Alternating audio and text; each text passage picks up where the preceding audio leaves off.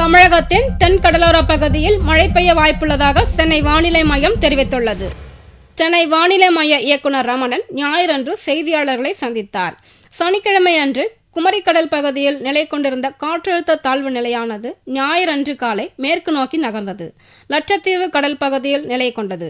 இந்த நிகழ்வால் அடுத்த 24 மணி நேரத்தில் தென் கடலோர பகுதியில் மழை பெய்ய வாய்ப்பிருப்பதாக ரமணன் கூறினார். நேற்று குமரி கடல் பகுதியில் நிலை கொண்டிருந்த அந்த தாழ்வு நிலையானது மேற்கு நோக்கி நகர்ந்து இன்று காலை 8:30 மணி அளவிலே லட்சத்தீவு கடல் பகுதியில் நிலை கொண்டுள்ளது.